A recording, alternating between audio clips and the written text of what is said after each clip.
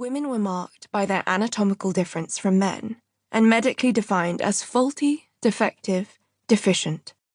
But women also possessed an organ of the highest biological and social value, the uterus.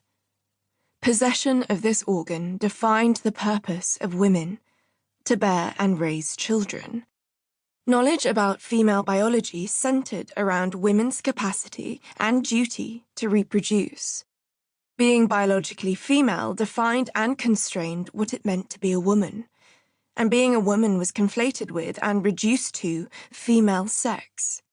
Medicine validated these social determinants by constructing the myth that woman was her biology, that she was ruled by it, governed by it, at the mercy of it. Women's illnesses and diseases were consistently related back to the secrets and curiosities of their reproductive organs. The mystical uterus influenced every conceivable disorder and dysfunction of their bodies and minds. And ever since, medical knowledge about women's susceptibility to illness and disease has been shaped and distorted by prejudiced beliefs that possessing a uterus defines our inferior position in the man-made world. Of course, not all women have uteruses, and not all people who have uteruses or who menstruate are women. But medicine, historically, has insisted on conflating biological sex with gender identity. Over centuries, medical knowledge about the organs and systems marked female have been imbued with patriarchal notions of womanhood and femininity. As medicine's understanding of female biology has expanded and evolved, it has constantly reflected and validated dominant social and cultural expectations about who women are, what they should think, feel, and desire, and, above all else, what they can do with their own bodies. We understand today that our biology does not determine our gender identity. For centuries, feminism has fought for the rights of all people not to have their lives limited by their basic biology. But medicine has inherited a gender problem. Medical myths about gender roles and behaviors, constructed as facts before medicine became an evidence-based science, have resonated perniciously. And these myths about female bodies and illnesses have enormous cultural sticking power.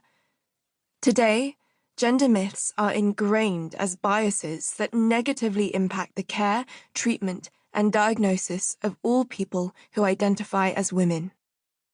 Healthcare providers and the healthcare system are failing women in their responses to and treatment of women's pain, especially chronic pain. Biased gender expectations directly affect how real, serious, and deserving of treatment women's pain is perceived to be. Women are more likely to be offered minor tranquilizers and antidepressants than analgesic pain medication. Women are less likely to be referred for further diagnostic investigations than men. And women's pain is much more likely to be seen as having an emotional or psychological cause rather than a bodily or biological one. Women are the predominant sufferers of chronic diseases that begin with pain. But before our pain is taken seriously as a symptom of a possible disease, it has to first be validated and believed by a medical professional. And this pervasive aura of distrust around women's accounts of their pain has been enfolded into medical attitudes over centuries.